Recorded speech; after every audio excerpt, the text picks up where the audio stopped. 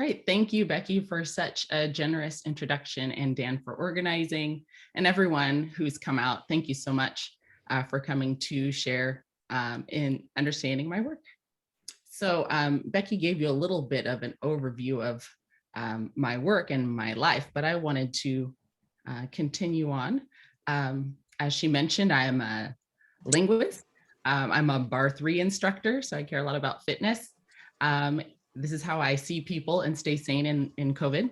And then also a certified speech language pathologist. And this kind of encapsulates the heart of my research, which is maybe formal research that actually makes its way to the ground in some sort of applied fashion. And then Nick was right on the money with his comment within the chat. I'm also Black, and I want to invite you all into this Black speech space. Okay, so a lot of speech acts within the Black community are participatory. I would say a lot of, I would maybe say all. So lectures are always talk back, church is always talk back. And so I just welcome you to do the same. So you can speak openly. Questions I ask will not be rhetorical. Follow Nick's example and put your responses in the chat. I might refer to them. And then I'll actually need one volunteer for a little demonstration in the middle. So would somebody be so inclined to volunteer at this time?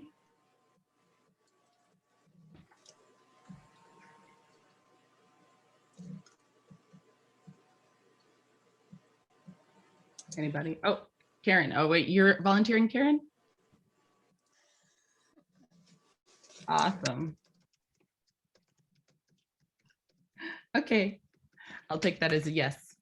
So moving right along, my work merges a lot of different types of methodologies and theories, but ultimately the goal is linguistic justice. So I have a new project that's I'm working on right now that I'm really excited about on gaslighting, a linguist's take on the linguistic or psychological manipulation that we're seeing talked about.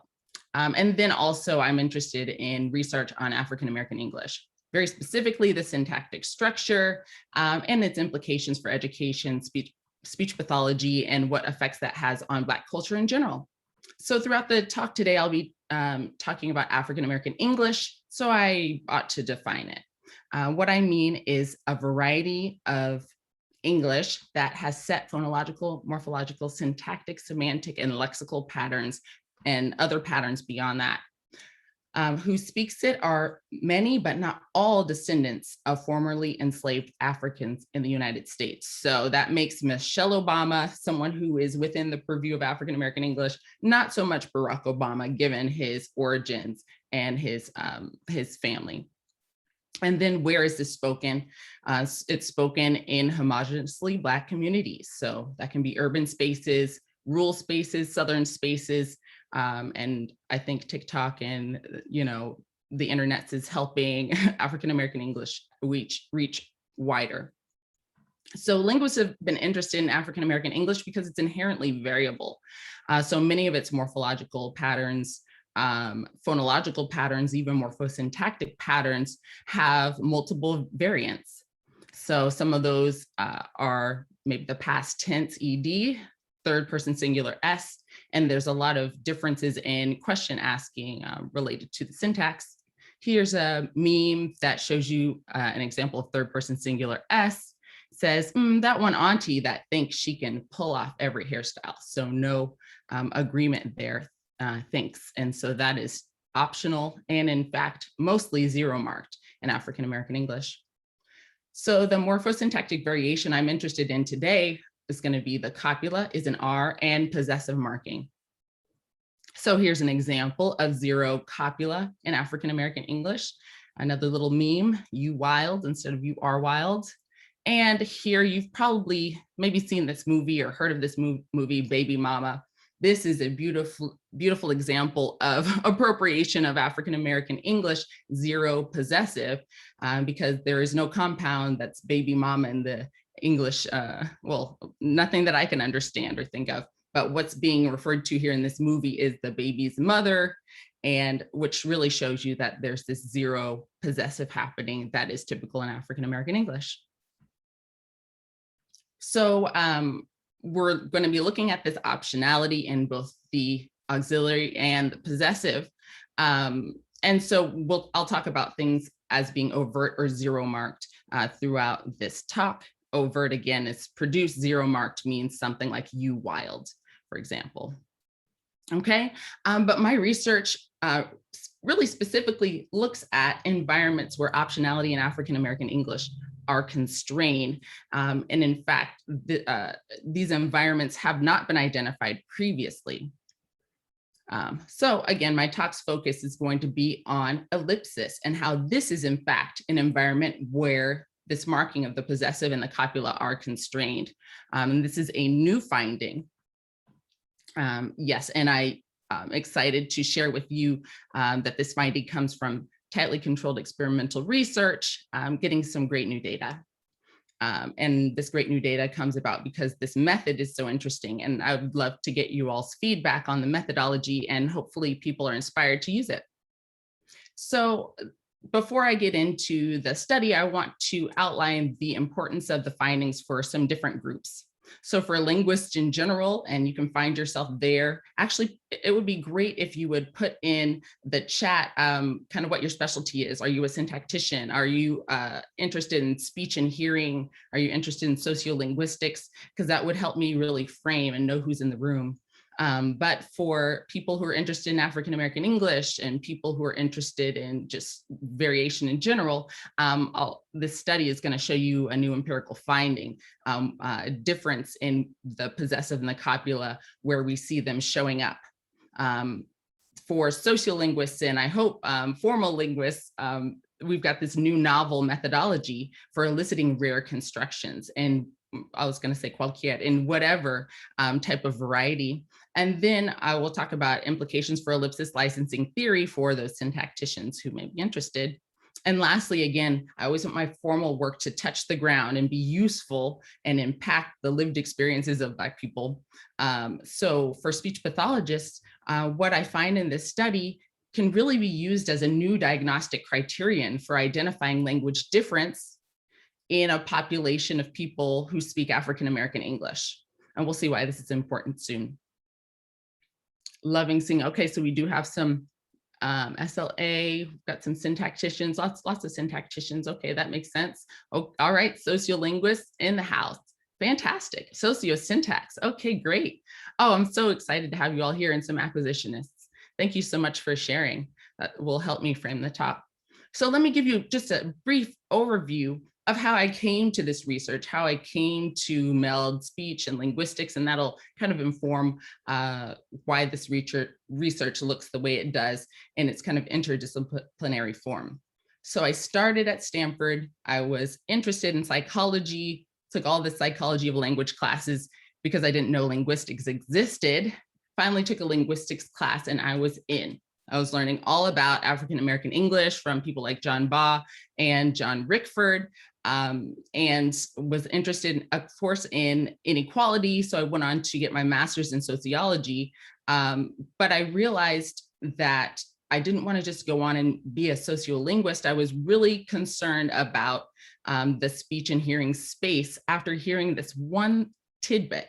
And this little nugget was this, that Black children were being overrepresented in special education because the SLPs, the speech language pathologists, did not understand that their variety was a system, and they were assuming that that system was a disorder, and overdiagnosing these Black children to go into special ed. So this really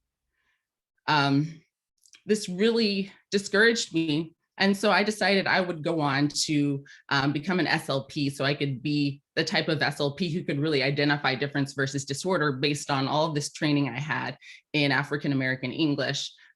So this was my goal. So I went on to Massachusetts, UMass, to do the degree in SLP, and even worked as a speech pathologist for a while until I returned back to get my PhD, because there is way, way, way more information to know about African American English, I realized, and that things that SLPs would need.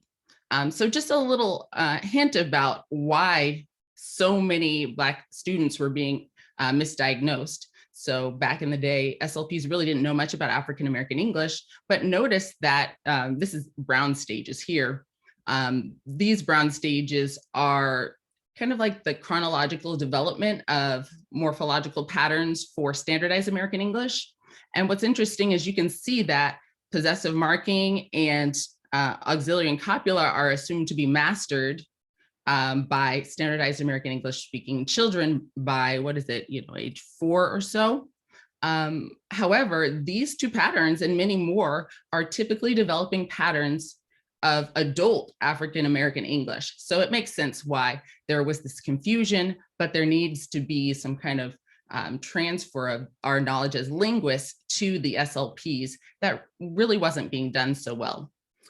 Typically SLPs learn about African-American English from feature lists, but even those feature lists don't have as streamlined systemic understanding of African-American English. And so that's something I really wanted to contribute to. So for SLPs and for linguists, we really do need a deeper understanding of African-American English as a system, including these rare constructions. And so again, the rare construction that I'll be talking about today is ellipsis. I'll talk to you a little bit about this novel method for eliciting the data that helps us understand ellipsis through the eyes of African-American English.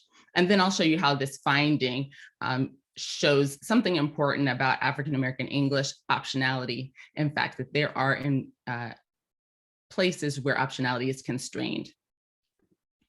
So let's talk about what ellipsis is. And I'll give you a little anecdote. I went to the farmer's market here in Santa Barbara. This is Richard, who writes postcards with his typewriter, how hipster. But I pulled a fortune from Richard's little bucket of fortunes, and it said this: one can't fill another's. So in the chat, please do put what you feel like this means. One can't fill another's. Okay, great. Dan is saying shoes. One cup can't fill another's cup. Okay, so we got cup, expectations. Very good, very meta, very deep. Absolutely. So I asked Dan, what does it mean? Because I don't know, I was going very deep at the farmer's market here. Oh, like put on your own mask first. I love that, Becky. Yeah, so I asked Dan, okay, tell me what it means. And Dan said, oh shoot, I effed up. I just didn't finish it. I didn't finish typing it. And so apparently it's from this yogi quote, one can't fill another's cup using a bucket with holes or something like that. This is something I Googled later.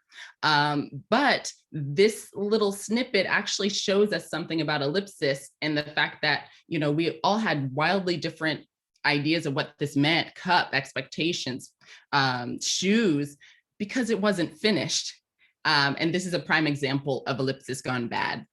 So here is what ellipsis is. They're instances of anaphora, like in 1 and 2, where a word or phrase can be unpronounced if that phrase was previously stated or contextually inferred from the previous discourse. So we've got something like, the nice weather this morning was contributing to my excitement, but perhaps the coffee was also. We've got was contributing to my excitement previous in the discourse. So we can elide. Anytime you see the little green triangle, that means something has gone unpronounced. We've got an instance of noun phrase ellipsis. We'll see something similar. I don't like Starbucks coffee, but I like Pete's. Again, we get coffee in the previous in the discourse, so we don't have to say it again. We get Pete's.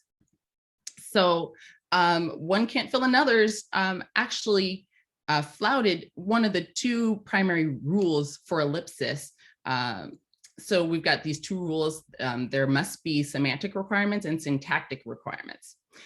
For the semantic requirement, you need specific antecedent conditions. And that means that, again, some previous phrase has to be uttered or has to be super, super salient for us to be able to delete it. So one can't fill another's. We can, hypothesize, but we couldn't really retrieve cup because cup wasn't previous in the discourse. So it messes up on the semantic requirement for antecedent conditions. The next requirement that I'll talk about is what this project is all about. It's licensing conditions. What are the conditions that allow for a phrase to go unpronounced if the semantic requirements are already met? So let's go into it. Again, remember we talked about African American English and how it was this inherently variable system. Okay, so let me give you an example from my data of possessive optionality in this variety. Somebody lunchbox was messed up after the fight, but Callie's lunchbox was busted up. Are you able to hear that? You can say yes in the chat or no, or go on. Perfect. All righty. So what you just heard was from the Mississippi Delta, beautiful optionality in the possessive example. So we get in the first clause, somebody lunchbox, 0 possessive here. And then in the second clause, but Callie's lunchbox was busted up. So you see the same environment, 0 or produced. Some linguists suggest that this possessive marking is just redundant, and others suggest it maybe it's not even in the variety at all. It's not underlying. It's just something that, you know, if people who speak African American English produce it, maybe it's just bleed over from standardized American English. So many linguists, of course, have looked to see whether this optionality is constrained by maybe phonological environment or social factors like age, style shifting, gender, or socioeconomic status. But what I'm interested in is, are there specific grammatical factors? And we'll see that. So here's another example. I'll just read this one. It says, I forgot the girl name, but somebody hair was always jet black, but Jessica's always have 3 different colors. So interestingly enough, we see preceding a noun. So prenominally, we get 0 marking, okay? Girl name, somebody hair. But interestingly, when we get ellipsis, we get overt marking here. And this is the pattern that is borne out in the data. We get overt marking and constraints on optionality preceding an ellipsis site in African American English. So now we're starting to get into the experiment that I conducted. So again, morphosyntactic optionality is constrained in the environment of ellipsis. This is the overarching conclusion of my research. And it had been hinted out before by Labov, who said that optionality was rare in absolute position or at the end of phrases. He wasn't talking about ellipsis at that point. But there were no current empirical investigations. And in fact, I don't think Labov had enough data to really make the claim because of the methods that were used. So mostly ethnography or personal elicitation, the sociolinguistic interview, which is supposed to get at your most vernacular speech. And it's considered to be the best type of data because it basically gets someone into a space of being unselfconscious about perhaps a stigmatized variety. However, this wouldn't allow us to get those rare constructions in enough frequency to really engage with. Other things that people have done to engage with rare constructions might be something like judgment tasks that, interestingly enough, they require written stimuli, which is not great for African American English speakers, given that African American English is not a written variety. And then they use things like a Likert scale from 1 to 7, which is helpful in some ways to test grammaticality, but not quite naturalistic. So for instance, here's some data similar to what Lauren and I have used in a DUSO experiment that we have kind of pending now. So I'd love you to type in the chat what you think about sentence 1. I ran yesterday and Joe did so too. What do you feel? Does that feel ungrammatical as a 1, all the way up to grammatical as a 7? Okay, people like that, 7, 6, beautiful. Okay, now, let me know what you think about sentence number 2. Mary seems happy and Joe does so too. Okay, we're getting some 1s and 2s.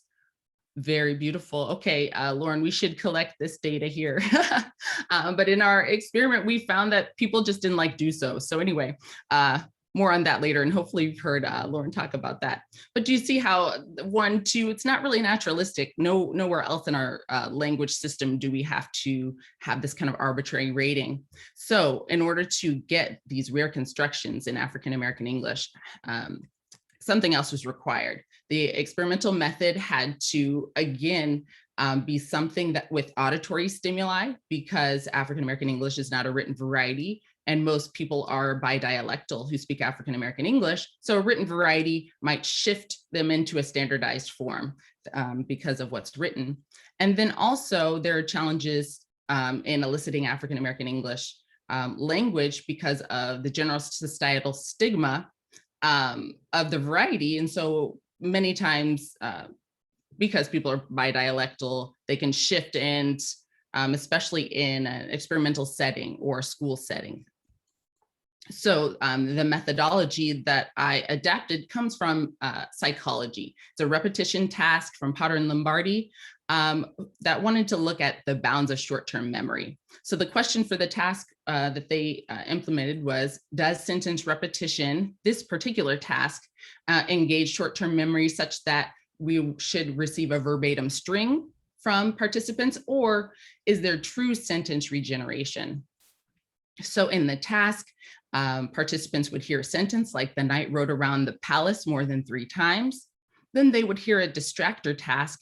And in one of the examples, or in one of the task sets, they would hear a priming word, a lure word. So a word like castle would be in the mix that is semantically similar to something that they heard in the prompt. And so they would hear these 5 words. They were asked a question about those words, and then they were asked to repeat the sentence. So the hypothesis is that if the lure word intruded, that means that verbatim strings were not being reproduced. And in fact, the syntax and the grammar of the speaker was really being accessed as they produced the sentence that they heard. So of course, in the control text, in the control context, there was the distractor task with unrelated words, but the experimental context, there was the lure word. And of course, that prediction is that if the lure intrudes, full regeneration was anticipated. So let's see this play out with former peer of mine, Ethan Poole, who's now at UCLA.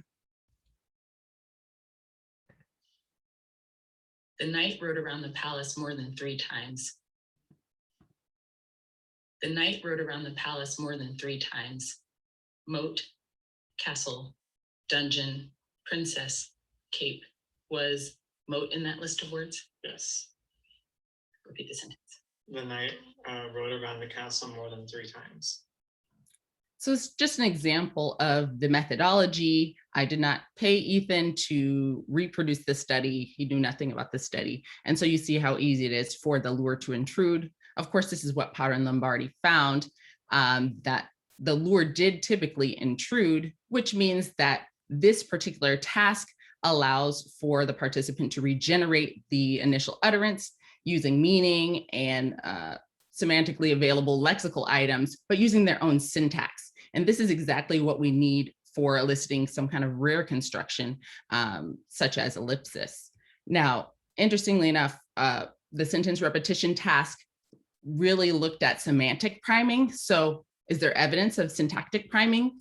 And there is. So in the interest of time, I'll move through this, but Bach showed that speakers can be primed with sentences, primed the structures of the sentences of a preceding task can really affect how participants produce an unrelated sentence later. So they gave people sentences with a preposition structure, something like the foundation is giving several $1 million to the university, X to Y, or a double object structure, they gave YX.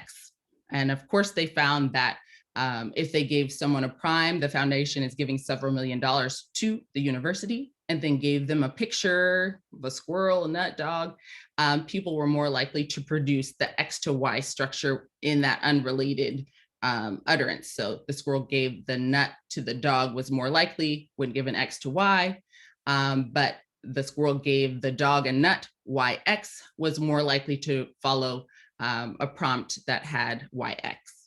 So example here of some syntactic priming, putting Potter and Lombardi's study together with the understanding that there can be syntactic priming allowed me to create a methodology that can get at these rare grammatical constructions.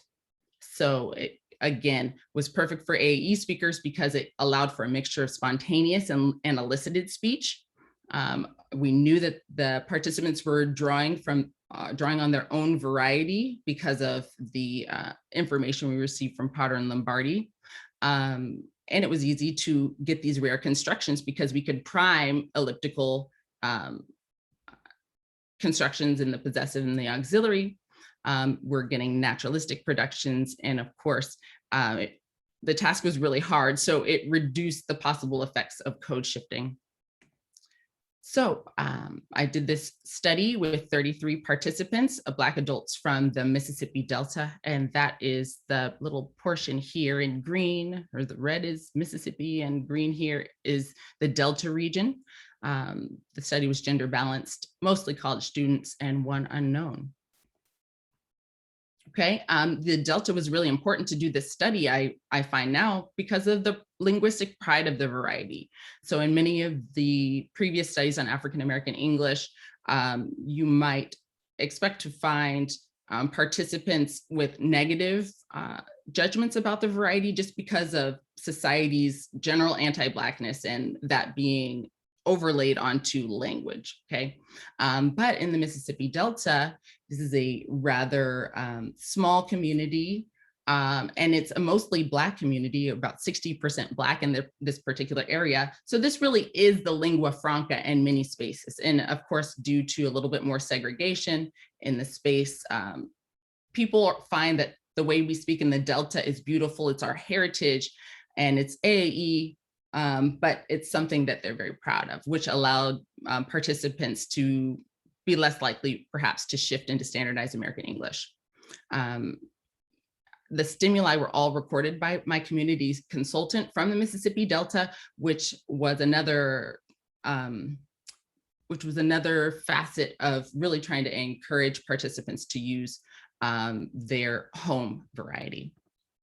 Okay, so I did 2 experiments with that same methodology, looking at zero marking versus zero marking in elliptical versus pronominal environments for possessives and for the copula. But let's talk about possessives first.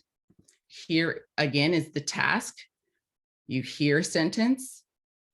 There are those 5 distractor words. You're asked a question about the 5 distractor words, and then you repeat the sentence. Okay, Karen, now it's your time. Are you ready? I'm withdrawing my consent. I'm scared now. Oh no. Oh, it'll be painless. And in fact, I will. Fire ahead. You'll Fire do it? ahead. Okay. I will, of course. I'm only joking. Okay, so Karen is our trooper, but the rest of you are not off the hook. So in the chat box, go ahead and type in what you hear when she's asked to repeat the sentence, okay? So again, this recording was made by my community consultant. So I'll play it, maybe I'll give you 2 times to hear the sentence since it'll be in a variety that's unfamiliar. So you'll hear the sentence, you'll hear those 5 words, you'll be asked a question about those 5 words, and then I'll ask you to repeat the sentence. Karen will repeat, the rest of you will feverishly type or write down what you hear and we'll compare. Sound good? I'm looking at the chat. Awesome. All right, here we go. Rihanna's cat is mean and feisty, so I keep Mike's any day. Okay, so that was your warm up. Here's the real. Rihanna's cat is mean and feisty, so I keep Mike's any day. Television, feisty, picture, plant, cat. Was feisty in the sentence? Yes. Now repeat the sentence. Rhiannon's cat was feisty and something, something. I really found it really hard to understand, Tracy. I'm sorry. I'm probably not a good participant. You are a perfect participant because you're participating. Okay, so you said Rihanna's cat was feisty, but something, something, something. Yes. Perfect. And this is exactly what participants did when they Oh, couldn't. good. It's hard, right? The task is hard. Okay, so we've got some others chiming in the, oh no, Lauren's internet cut out. So she's ousted. We've got Rebecca saying Rihanna's cat is feisty, so I keep mine inside every day. Love it. Let's see. Someone said, Dan says, so I'd take Mike's any day. Okay. I must be Japanese. I heard it. Okay. Lots of people chiming in. Love it. Okay. So you see how the task is challenging. So you're really not thinking about what's being tested, which is so nice. So let's see what was said. I'll give you an example of the, again, of the prompt. Oh, I'll show you what was said. Here you are. Rihanna's cat is mean and feisty, so I'll keep Mike's any day. So a lot of you got it. Again, if you were in the experiment, you would be more familiar with this variety. Let's see how a participant responded. Rihanna's cat is mean and feisty, so I keep Mike's any day. Television, feisty, picture, plant, cat. Was feisty in the sentence?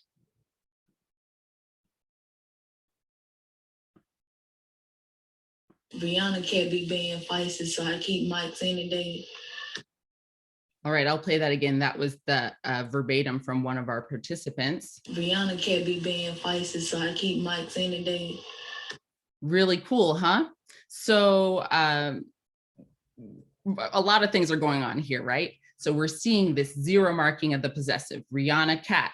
We know this person is using their own grammar because you don't get is mean and feisty, you get be being feisty, you get habitual be, which is a specific grammatical or a spectral marker within African-American English and no other variety. So we know this person is using African-American English to answer, to respond. So we get zero possessive, habitual be, but preceding an ellipsis site, we get over marking of the possessive. This is exactly what was hypothesized, and this is what was borne out. So cool, huh? Oh, it's in Irish English too. Ooh, yes, let's talk about that more. So good.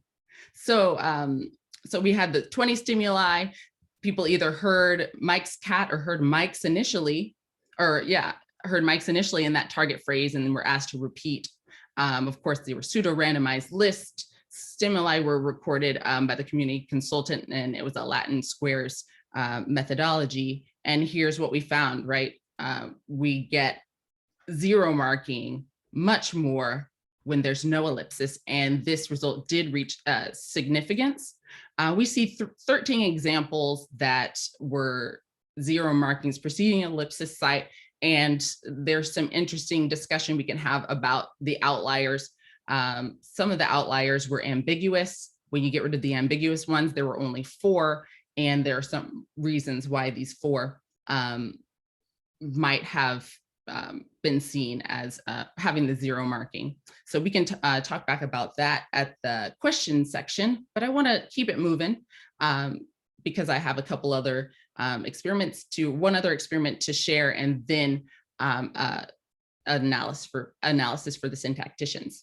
So from the possessive experiment, we see that this overt marking is necessary preceding an ellipsis site, and this wasn't something that was assumed in African-American English research before. Of course, others suggested that possessive marking might not be in the variety, but now we know it's got to be underlying in some way because it's necessary for ellipsis. So the copula has a similar result. So again, remember, there's optionality in the copula in African-American English. She is tall. Interestingly enough, this optionality sometimes mirrors the optionality in standardized American English with overt marking and contraction. I won't get into that today, but it's something you could ask me about in the questions. So same exact methodology, 24 copular constructions or items, fillers, and people heard either prenominal possessives or ellipsis and were asked to again produce these sentences. And again, we saw with the copula 2, optionality did not occur preceding an ellipsis site. There were 556 tokens, and we had 348 elliptical utterances and only one instance of zero marking preceding an ellipsis site. So again, this also reached significance. So just for a visual, you see that zero marking was much greater preceding prenominally or preceding a predicate. And when ellipsis occurred, you would get overt marking much more, even to the point of statistical significance. So we really see the effects of this repetition task can show us how optionality has been constrained. It is the first empirical study looking at ellipsis and these possessives and copular constructions in African American English. And this result goes to confirm Lebov's earlier observation. Beyond this constraint on morphosyntactic variation, there's some other types of implications. So now we know in African American English that the copula and the possessive aren't just interchangeable all the time. And then we also know that this sentence elicitation methodology is great for African American English speakers to look at other constructions and potentially to look at any rare construction in any variety. I would very much encourage people to try this. Implications for speech pathologists. Clearly, this zero marking is really important for SLPs to understand for African American English speakers. And while SLPs are getting better at understanding the structure of African American English, understanding specifically about these environments where copula and possessives are constrained will be key, and is key, I would say, to identifying disorder within African American English speakers. So this finding is actually a diagnostic criterion for identifying disorder within African American English speakers, which is something that we don't have necessarily or hadn't had previously as SLPs. And now I want to talk just a bit about the implications for syntacticians. And this is specifically related to ellipsis licensing and how this result can show us that ellipsis licensing requires something overt, requires an overt functional head, which is not what is discussed in literature currently about ellipsis. So if you have, this is kind of like the midway point. If you have any random questions at this time, I'd ask you to put in the chat or speak out. I'm going to take a sip, and then I'm going to talk to you about syntactic theory.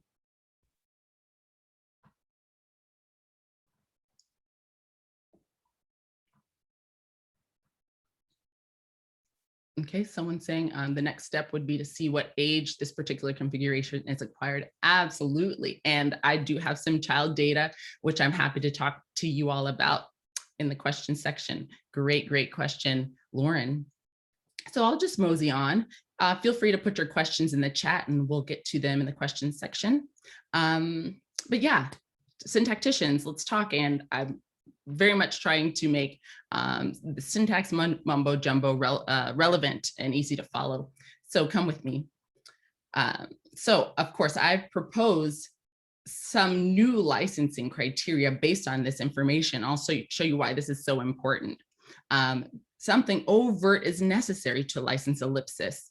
And this was seen in our African American English data. And of course, the current theory, as I've mentioned, doesn't predict this AAE data and doesn't predict or account for optionality. It doesn't account for this overtness. Let's see a little bit more about why. So this is what I propose. I propose the overtness criterion for ellipsis, which is really just descriptive. And it just says a phonologically overt or full functional morpheme is required to license complement deletion in predicate ellipsis. Okay, predicate ellipsis entails noun phrase ellipsis and verb phrase ellipsis. So anything overt here you see in the yellow, those are the overt morphemes. In the next slide, you'll see anything again with that triangle is going to be elliptical, and that'll come up a little bit later. I've got a little more data to share with you. So I'm going to give you a main overview of the analysis. So if you fall asleep, you'll get all the points. If you want to hone in, you can come with me. But here are the main things that you'll see in this analysis. So this licensing requirement I'm going to talk about is going to be based on agreement. And this is consistent with what people like Lobeck and Albrecht have already devised. And then specifically, I talk about why licensing has to be with something overt, particularly an overt functional head. I say overtness is necessary because the actual exponent that is overt carries the E feature that's necessary for ellipsis licensing. And I say that this overtness requirement, it applies to, again, only predicate ellipsis. So verb phrase ellipsis, noun phrase ellipsis, and I'll show you it also applies to verb stranding, verb phrase ellipsis, but crucially not clausal ellipsis or sluicing. All right. So the agree analysis looks like this. I call it agree OCE.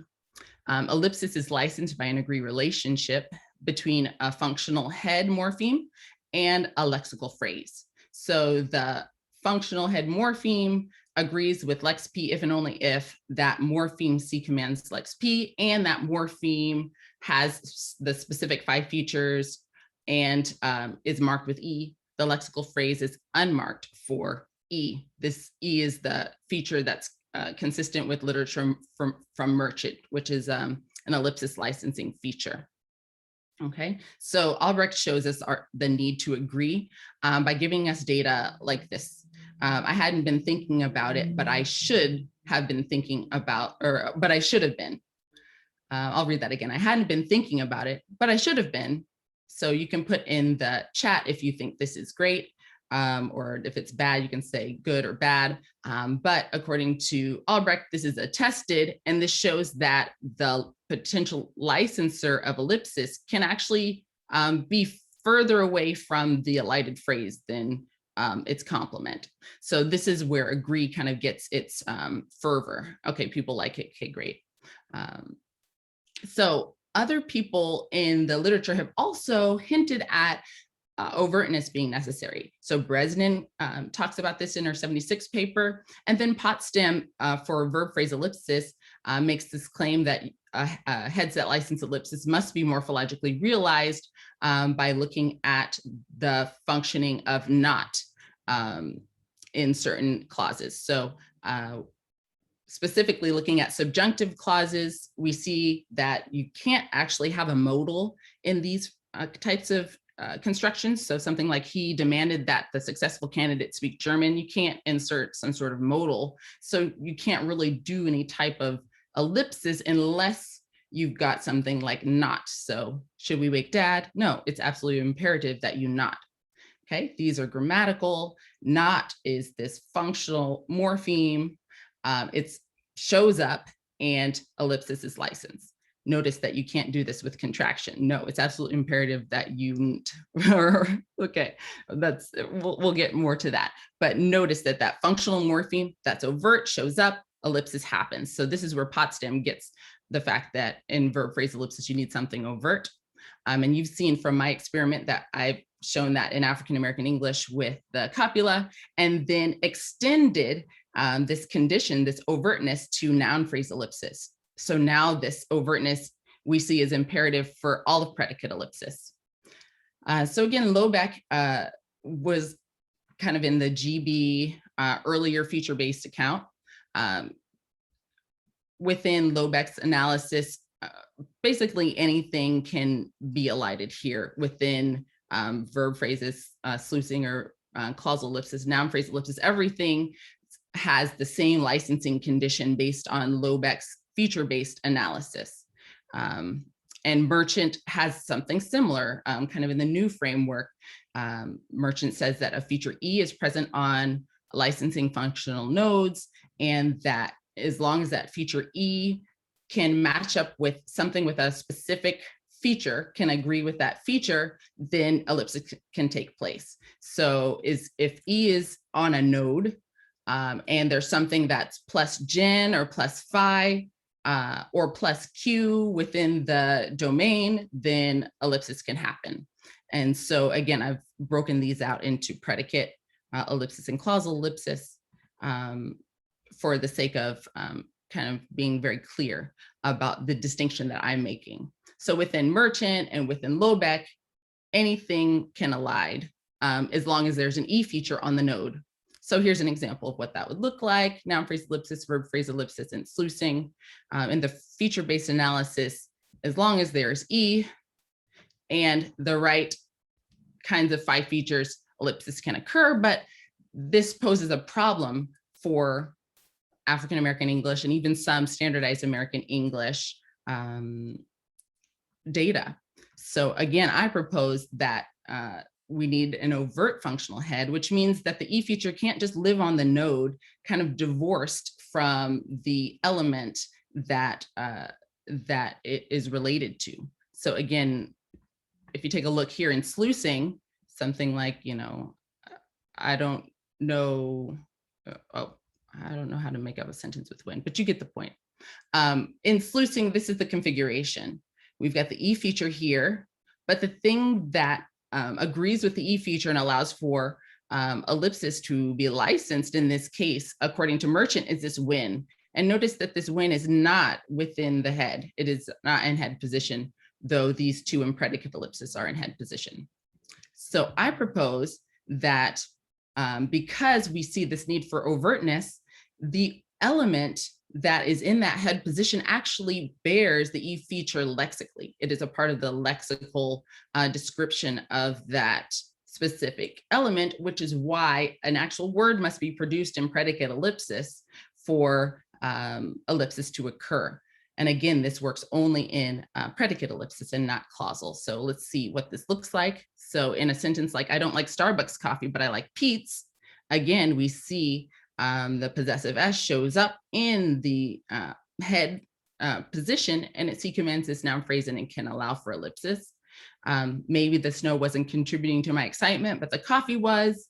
So we see was shows up in this head position. It bears E because it's a part of its featural constellation, and ellipsis is licensed. Again, this doesn't work if you consider just a general feature-based account, because for all intents and purposes, Pete would be still possessive in a way, but there's no ellipsis when you don't have that overt morpheme Pete's here. Okay, so we see how the feature-based account breaks down when we're looking at possessive marking, and even more so, let's take possessive pronouns, for example. It's going to show you even more how this affects not even just African American English, but standardized American English. So take, for instance, I'll trade my coffee for their coffee. That's fine. I'll trade my coffee for theirs. You see how this possessive marker in the head allows for ellipsis, but according to Merchant, I'll trade my coffee for their should be grammatical. In theory, based on Merchant, you would have this E feature on the node, plus gen is available because there is already marked with a suppletive form, plus gen. And so ellipsis should happen based on Merchant. It doesn't, which shows you the importance of this overtness. And again, that the element, the overt element really is necessary for licensing of ellipsis. So here's just the breakout. We see that for noun phrase ellipsis and verb phrase ellipsis, predicate ellipsis, you need that overt head element. It has to be produced, and it has to be produced in the head position. Whereas in sluicing, you actually can't have something produced in the head. In fact, Johnson, in one of his earlier papers, said maybe ellipsis is licensed by silence. And I believe he would be correct when we're talking about something like sluicing, but crucially not predicate ellipsis. So we see some consequences here of overtness. The data seem to suggest that a uniform licensing requirement for predicate ellipsis is appropriate, but not clausal. Again, clausal crucially might need some kind of silent head. So we really do need different licensing conditions for predicate ellipsis, which is verb phrase and noun phrase ellipsis, versus clausal ellipsis. So this leads me to, again, the overtness criterion for ellipsis, and it has some kinds of specifications. But I want to take you, I've got some data that I could play, and I would love to play that for you in the questions, but I'll just move quickly on to some data that really show you how Agree OCE really captures the data. So here we are again.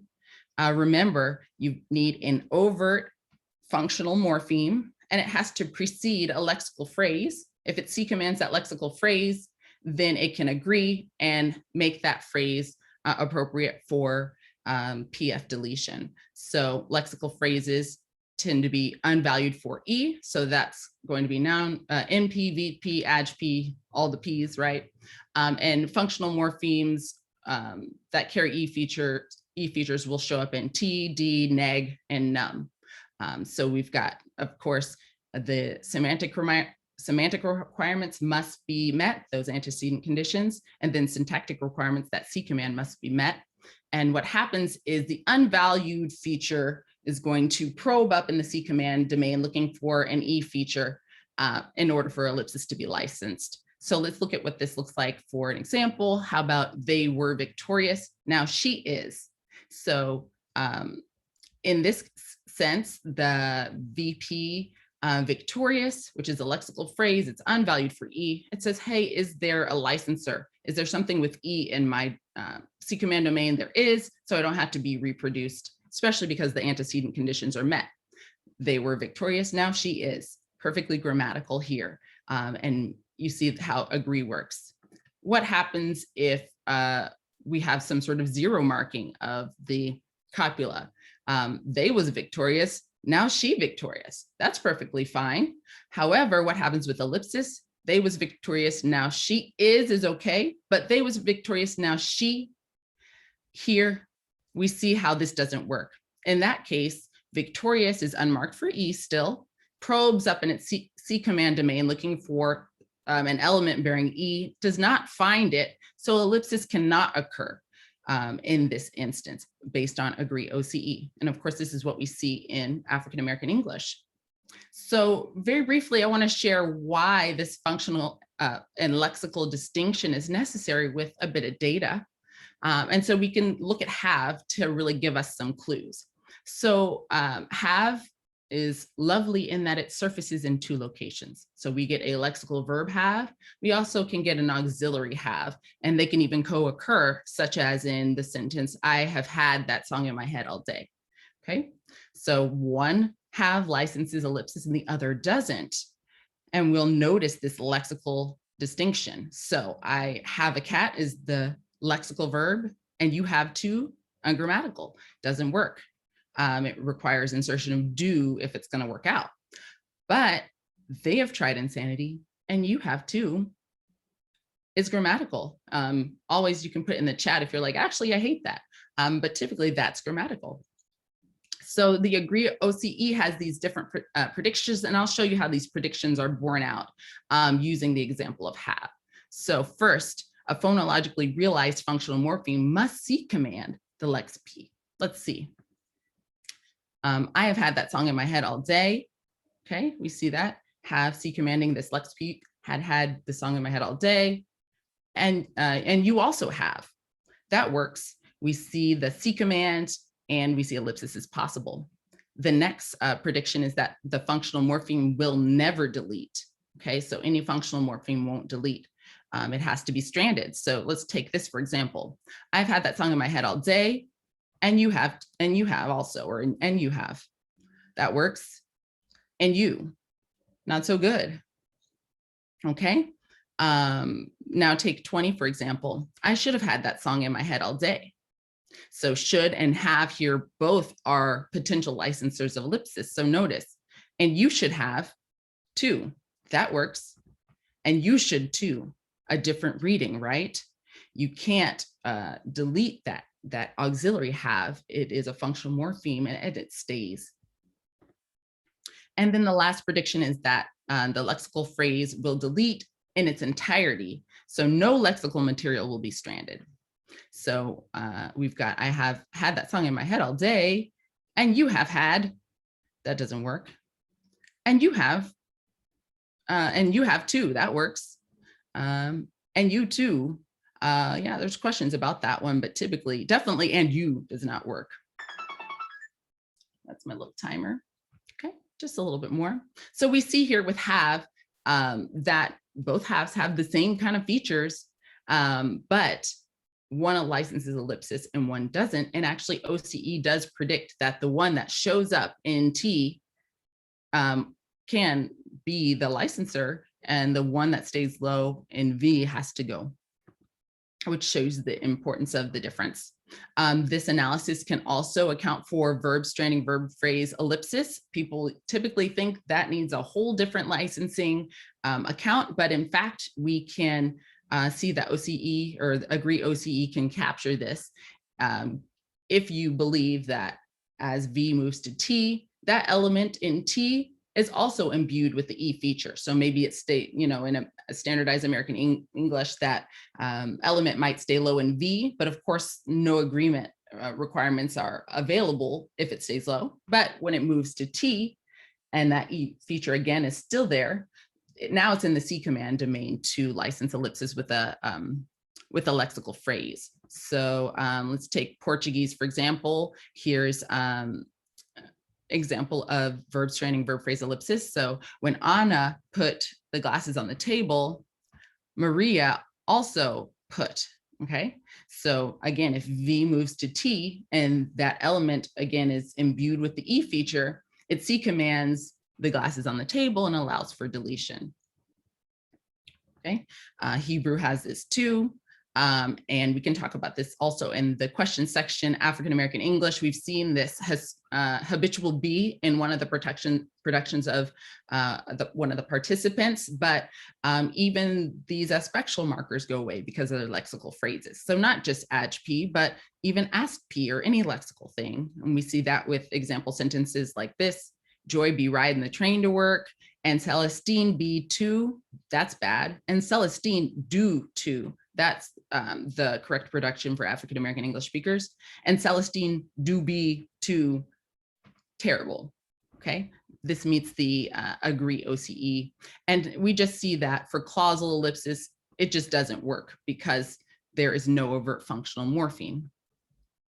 So in conclusion, I've showed you agree OCE, and it predicts that predicate ellipsis requires overt licensing. I've shown you this with African American English, even standardized American English for VPE and MPE. And we even see this for verb stranding, verb phrase ellipsis. We saw this with have through VPE. Possessive pronouns show us the importance of overtness for noun phrase ellipsis. And then we saw a teeny bit of verb stranding, verb phrase ellipsis for Portuguese and Hebrew, which really just shows you the crucial role of overtness. Any ellipsis licensing criteria must account for overtness. And just as a small concluding remark about why we need this overtness, in my dissertation, I have a couple assumptions, but what is the strongest evidence is for this idea of structural deficiency, which was proposed by Cardinaletti and Starka, which was based on Italian pronouns and seeing that there are lots of different allomorphs for these pronouns, but the full pronouns seem to show up, the largest pronouns seem to show up in more environments. And so Cardinaletti and Starka suggest that there are more features imbued in some of the strongest form of the pronoun, and that's why they show up in these different places. So if we're to think about allomorphs and strong and weak forms, we can think about the copula as having is, the contracted form, and in African American English, the zero form. So is would be the most robust. And then if we think about infinitives, we've got to and to, okay? To would be the most robust, the most, and assumed to have the most features. And we can see this in some data. So think about this sentence: Dorinda is lovely, and I also know her sister is. That's great. But what do you think about, and I also know where sister is? With the reduced form, I'm less great about that. Let me know in the chat. And then, and I also know her sisters is terrible, and that's very clear from the literature. So with this structural deficiency, only the strongest form can license, which is why you need the form of is, which is why you need the possessive. And I've got some sociolinguistic data about there, but I just want to move on. So we have some time for questions.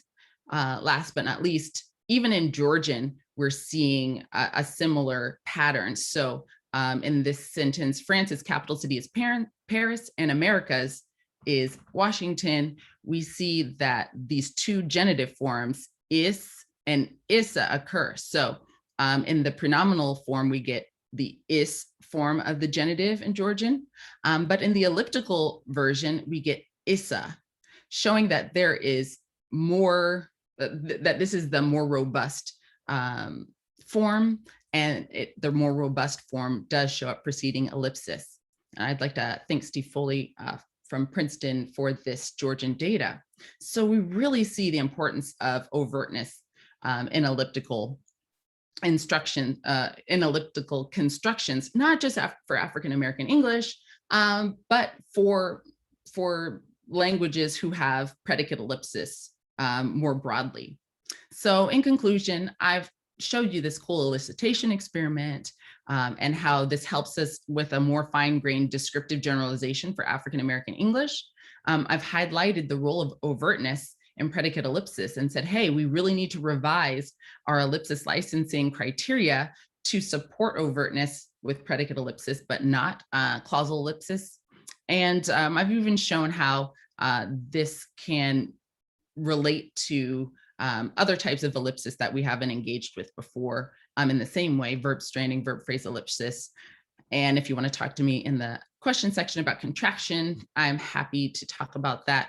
And again, I alluded to the fact that all this formal stuff needs to help somebody. Who else can care? Actually, SLPs can really use this data, people who deal with speakers of African American English.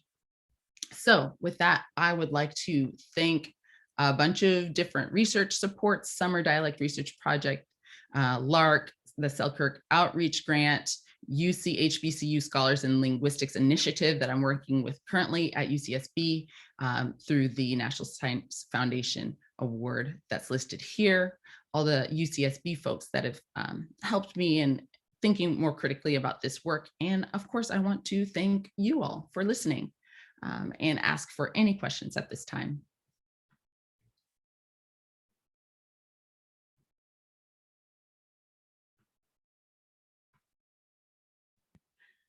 I have a question. I've forgotten how these things run. Am I allowed to ask it now?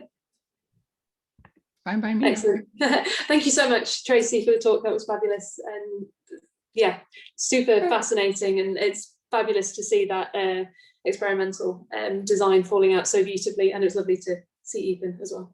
I have a question about the OCE. So I was just thinking, this is a bit of data which also sort of pertains to African American English. I think it's when you look at embedded inverted questions. So something like, I asked, was she coming? And then to create a version which I think has ellipsis after it. I asked, was she coming? Now she asks, was I? Mm-hmm. That seems fine to me. And what you seem to have there in that in T is a trace. Say that again. So I asked, was she coming? Now she asks, was I? So I've got the pronoun reversal there to try and show that it's really not quotation. Oh, I see. Right. Yeah, so assuming that she is, the two she's are co-referential and the two I's are. Yeah, so I guess, is it the case that a trace could still license the ellipsis, assuming that the thing that has moved is overt still elsewhere? Does that make sense? Absolutely. Yes. Yes. Awesome. And yeah, how is that sort of built into the OCE?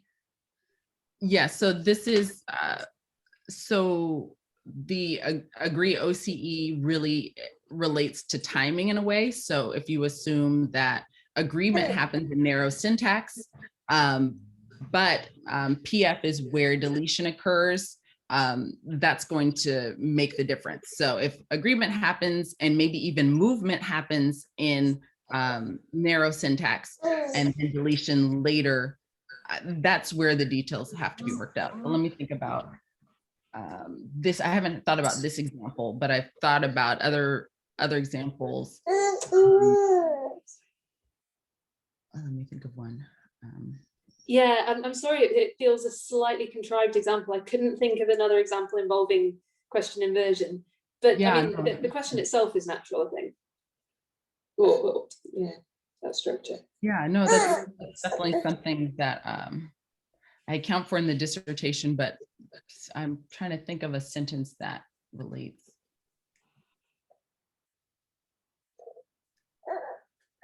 Because it also is really important when we talk about contraction, because you can have a contracted element that is not necessarily the complement of something before. So maybe something is moved or alighted, and that the contracted element can contract onto something that is not its typical neighbor.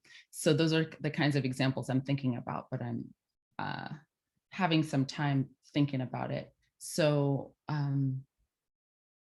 yeah, can I have a rain check on that as I think about an example? Yeah, absolutely. No, happy to hear about that whenever. And it just sort of made me go, it still clearly has to, I think it still has to be overt. Although I was trying to come up with sort of, I mean, obviously not being a speaker of AAE or any dialect with zero copulars, it was hard, and not knowing whether there was kind of a zero copular version with this exactly the same reading. Sorry about the the other person who's trying to say something. Really good data though. This is very good. But yeah, I mean, presumably what would license would be however, where the breakdown would be in the prediction is that this lexical item is stranded. So what does that look like? Oh, wait. Oh yeah, I see what you're saying. So this would work only if movement occurred after licensing. So, there was an agreement, goes to PF, deletion occurred, and then movement. But ultimately, this functional element does C command still the lexical phrase, and I guess it just happens to move, but this I is not a part of the lexical phrase that would delete. So I think it would have something to do with timing. Yeah, I wonder whether another approach would be to say something about traces as being less than covert. I don't know, but that might be a whole rabbit warren you don't want to go down. Say more about that. Well, I mean, to be honest, I'm now speaking very much away from my wheelhouse and on less sleep than I would like. But if some distinction can be made between a trace of a moved element as opposed to morphologically silent element, and that somehow that makes a difference, but I honestly wouldn't know where to take that. Yeah. Timing certainly I think fits in better to how everything works at the moment, but I just wonder whether that's another route worth exploring, even if it is to trash it. Yeah, I love that. Thank you so much.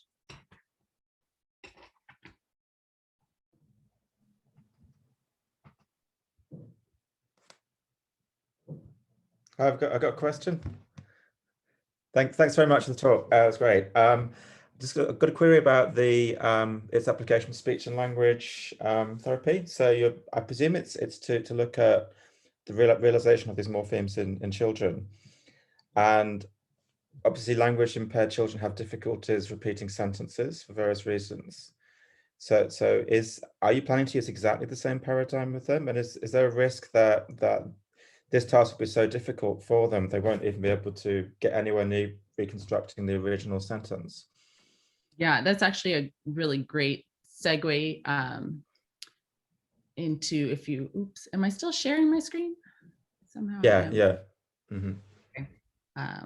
I'll show you I can show you the corpus work that I did with kids and then talk to you. Okay, you are seeing my PowerPoint now? Mm-hmm. Yeah. Okay. So I've done some corpus work with kids, looking at, let me see, this kind of test battery item. So a speech pathologist would say something like, they would like point to one of these things and say, whose food is this? And the kid says, oh, the dog's food, the dog food. So this is one way that I was able to look at how kids use overt marking Okay.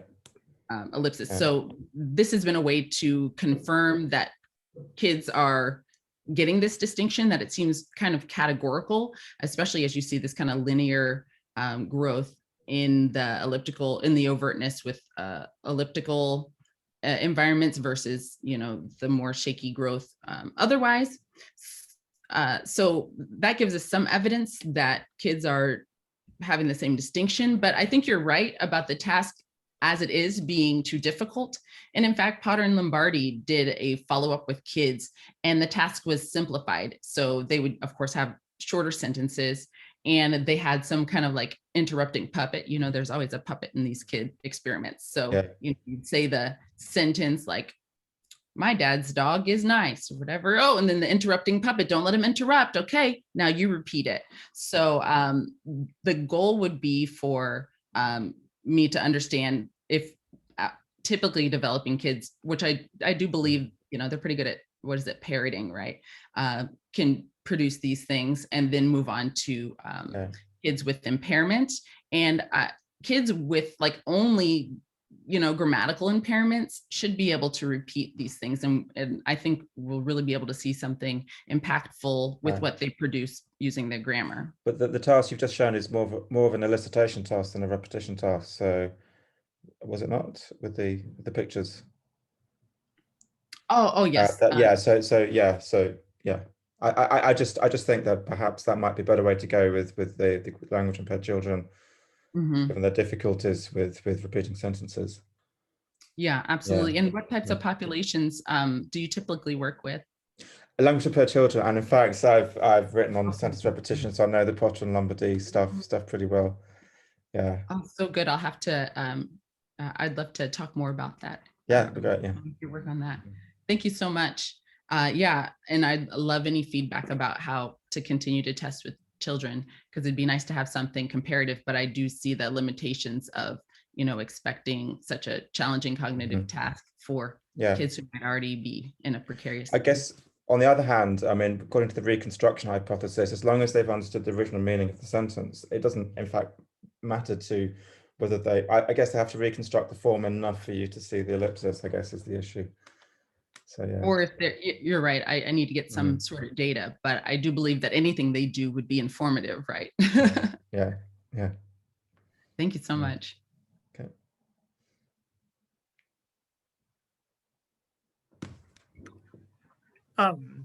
Yeah, thanks for this. This is great. I think I'm a bit curious to, I guess, sort of clarify what you take the variation in the zero possessive or the zero copulate to be, like if it's like a deletion operation or impoverishment operation or just lexical variation or anything like that, because it seems like you're putting agree and overtness rules into how the ellipsis works seems to make some sort of prediction maybe about what the variation has to be, but I haven't worked that out and I don't know if that's true at all. But curious if you've had any thoughts on that. Well, I think that's a really great question. And it's definitely one that I have not been trying to play with, because how do you see if something's there? Like, how do I know it's a zero morpheme? How do I know that nothing's like, how do I test that? Right. I'd rather not put my horse in that race, right? But say, hey, here's something we can see and an implication we can have. But it sounded like you were seeing a bigger picture. So did you see a way the system would work? Well, I think so. I guess if the agree is happening, in straight and narrow syntax, then if it's, I guess, lexical variation, then you're taking the zero to condition to mean something different, probably because it's not going to have the same structure, maybe. I mean, I'd have to draw this out for myself and then see that later. But we could talk later, maybe. I would be happy to. So one question I would have for you is, would you feel the same about the contracted version in standardized American English or British English or whatever? I think they work the same. So are Right. these allomorphs? These are just different forms. Right. Right. And this is kind of how I'm engaging with them, that Yeah. different forms are available and just one is the strongest. And that's why this one, you know, would be more likely to have the E feature. And then that's why ellipsis happens after it. So I guess maybe a different version of what I'm asking is, when do you think the sentence is crashing if you try to align with the 0? Absolutely. I mean, I'm not 100% sure, of course, but I could say PF, like maybe, you know, you get agreement, and agreement allows, it says, hey, you can get rid of this if you want. And it goes off to PF, and PF, you know, does all of the beautiful things, engaging with the full spectrum, prosody, context, social factors, blah, blah, blah. And then it says, oh, wait, this was already marked for deletion. It's gone. So I can't actually engage with it anymore. So I only have these allomorphs available for this. Right. Okay. Yeah, that makes sense. Cool. Thanks. Yeah, thank you for that.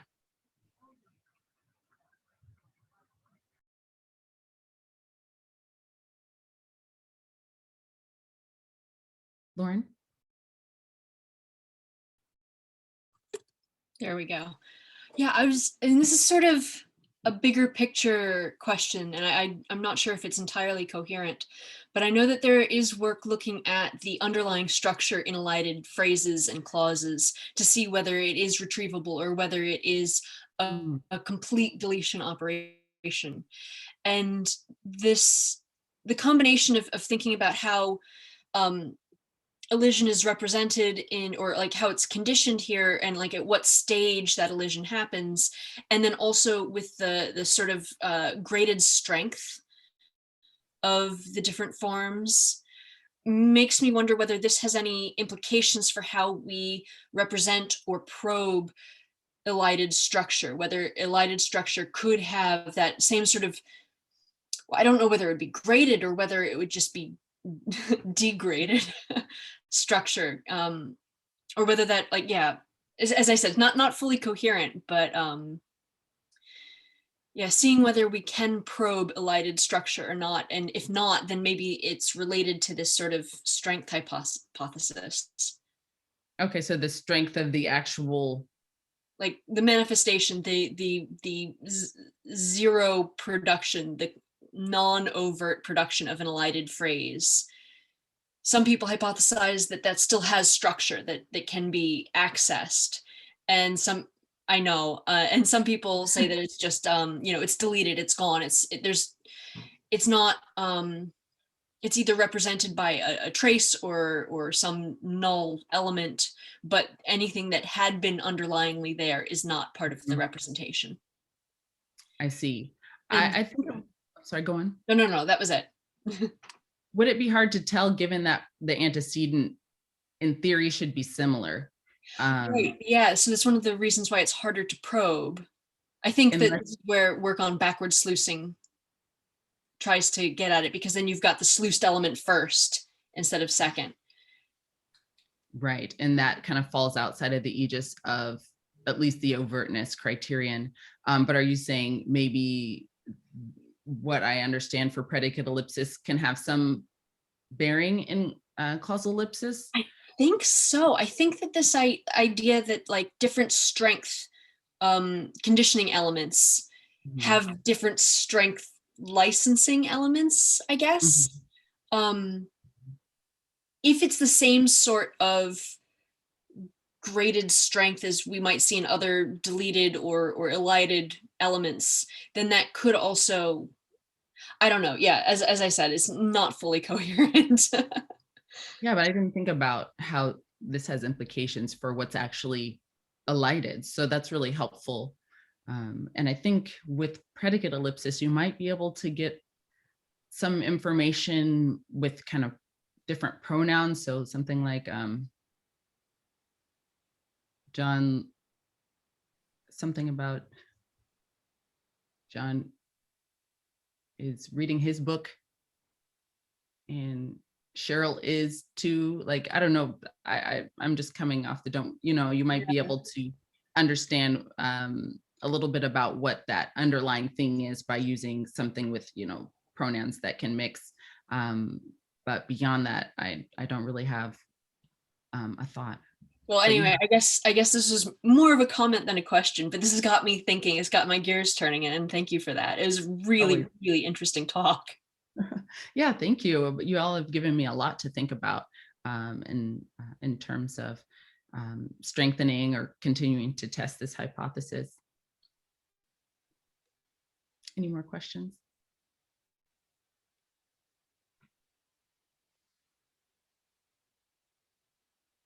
Cool.